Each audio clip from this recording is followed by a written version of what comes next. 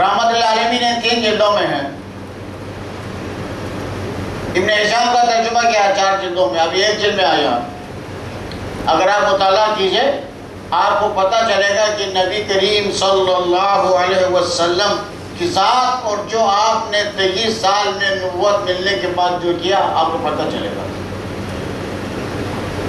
اور مصیبت یہ ہم لوگ پڑھتے نہیں نا، یہ سب سے اہم ایک ہے ہمارے اندر، ہم کتاب مطالعہ نہیں کرتے، پڑھتا ہی نہیں. نبی کریم صلی اللہ علیہ وسلم نے رب کا حکم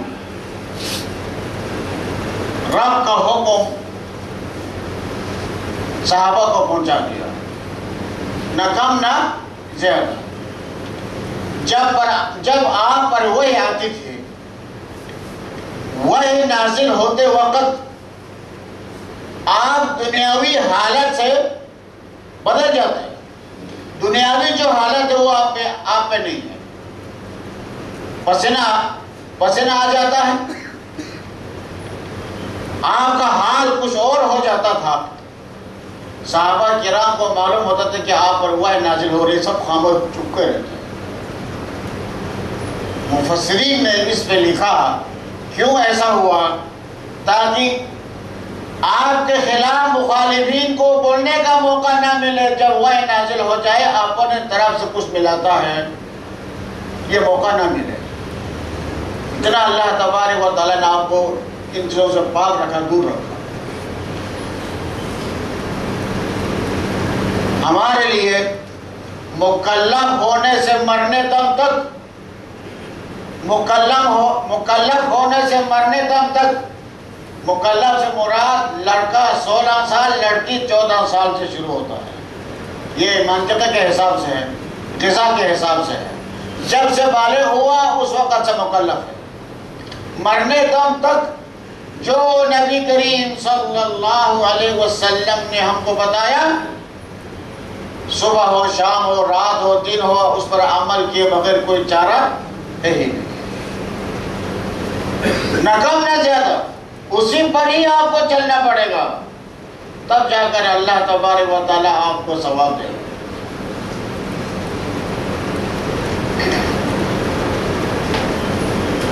اللہ تبارک و تعالیٰ قرآن کریم میں ایک چیز طرح اشارہ کرتے ہیں، یا ایھا الذین آمنوا، اے ایمان والو، اللہ کی اطاعت کرو اور نبی کریم صلی اللہ علیہ وسلم کی اطاعت کرو. سننے کے بعد، نبی کا حکم سننے کے بعد منہ نہ پھیرو.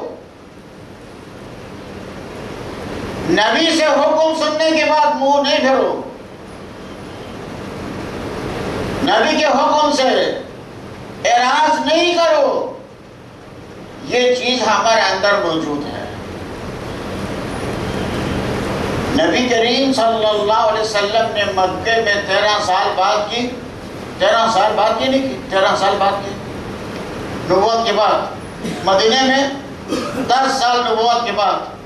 اب 13 سال آپ نے مکے میں بات کی اور 10 سال مدینے میں آپ نے بات کی ہے.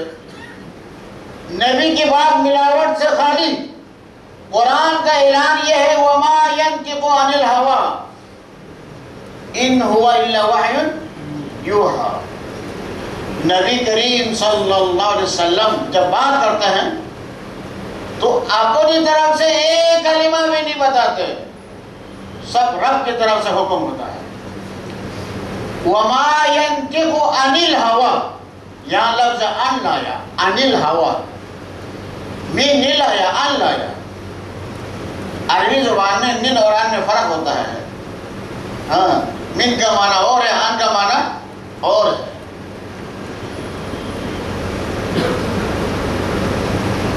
تو آپ جو بتاتے ہیں اس میں کوئی بھی ملاوٹ نہیں ہے. رب کی طرف سے جو حکم ہوتا ہے من وان، وہی آپ آ کر اصحاب کو بتاتے ہیں. ایک کلمہ بھی اس میں ملاوٹ نہیں ہے. وہ سننے کے بعد، نبی سے کلمہ سننے کے بعد، نبی سے حدیث سننے کے بعد منہ پھیر لینا یہ ہمارے یہاں نہیں چلتا، یہ ہمارے ملک میں نہیں ہے، یہ ہمارے خاندان میں نہیں ہے، یہ ہماری قوم میں نہیں ہے، یہ ہماری مسجد میں نہیں ہے، کہ ایسا کوئی کہہ سکتا ہے؟ نبی اللہ کی طرف سے مندوب ہو کر بات کرے اور بندہ کہے کہ بھئی ہمارا یہ نہیں چلتا، ایسا نہیں ہوگا۔ حضرت عمر رضی اللہ تعالی عنہ، ابو اسحاق حوانی نے کتاب لکھا، اس میں لایا اس کو۔ حضرت عمر رضی اللہ تعالی عنہ تقریر کر رہا ہے، اس نے تقریر میں کلمہ بولا، عورتوں کا مہر بڑھتا جا رہا ہے، ایک حد ہونا چاہیے، حد، یعنی 200 150 جو حد ہے اس سے آگے نہیں ہونا چاہیے۔ ایک عورت نے پیچھے سے اعتراض کیا،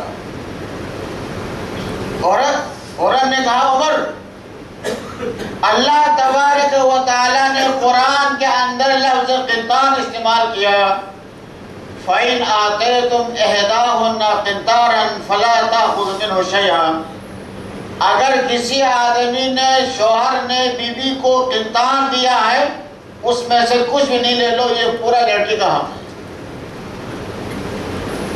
تو قنطار عربی زبان میں کم کے لیے بھی حق نہیں ہے، زیادہ کے لیے بھی حق نہیں ہے۔ دیکھیں آپ، کم سے کم بھی ہو سکتا ہے، زیادہ سے زیادہ بھی ہو سکتا ہے، تو حضرت عمر نے کیا کہا، میں حد بندی کروں گا۔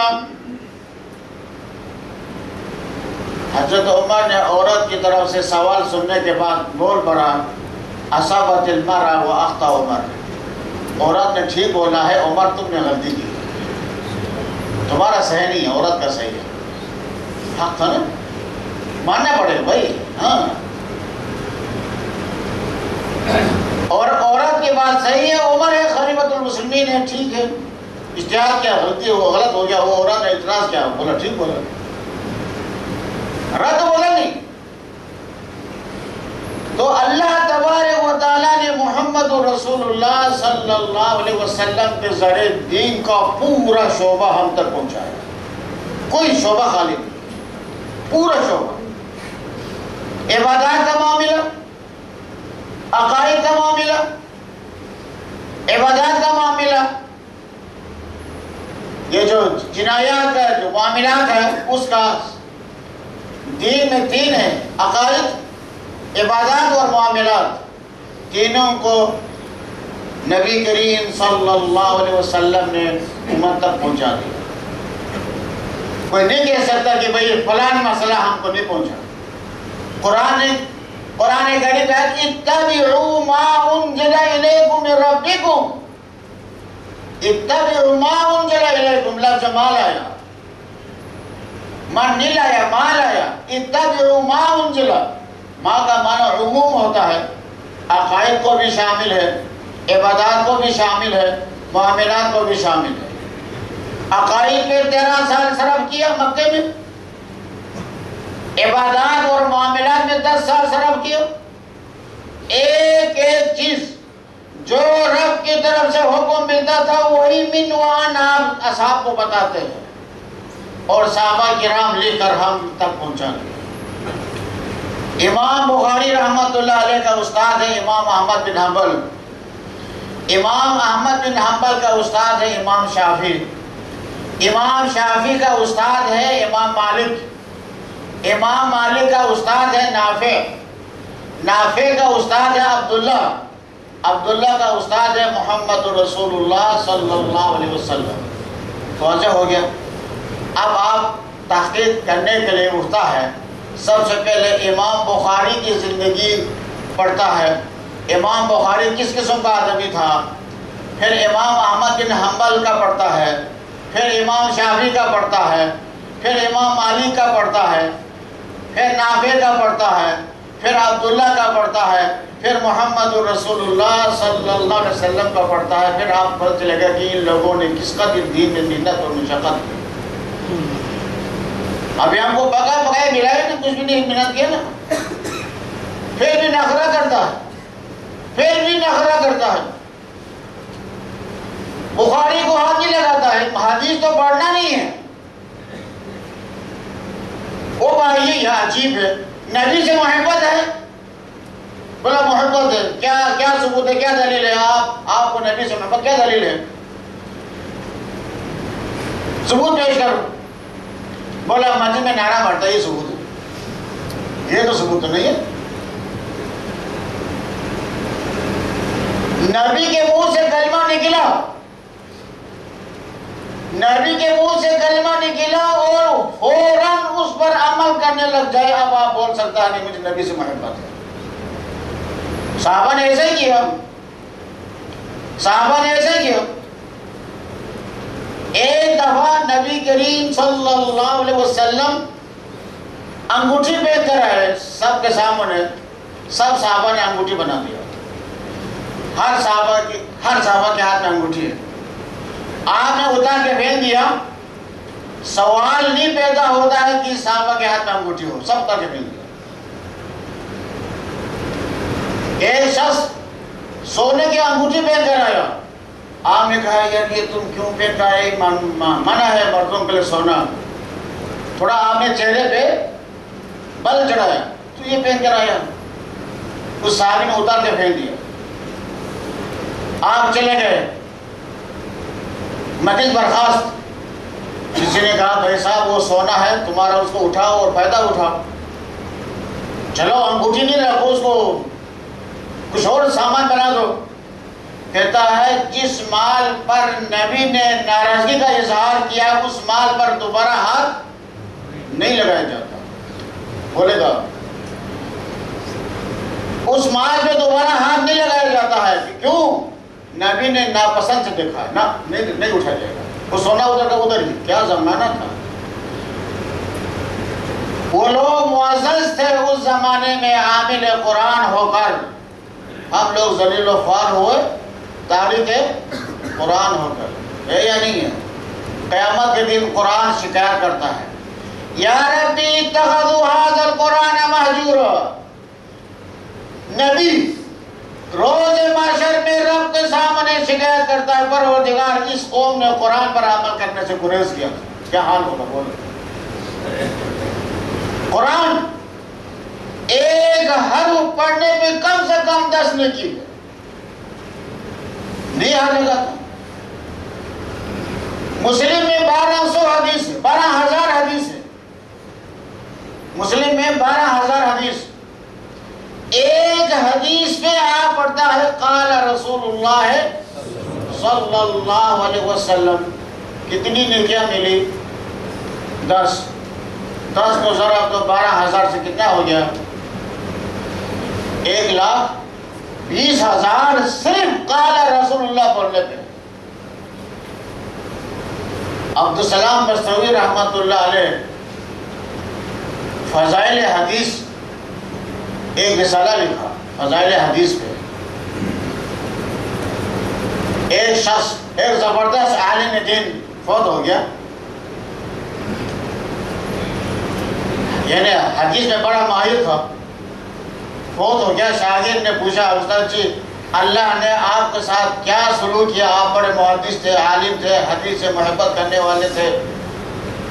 اس شخص نے جواب دیا مجھے صرف قال رسول اللہ صلی اللہ علیہ وسلم بولنے پہ اللہ نے نجات دی۔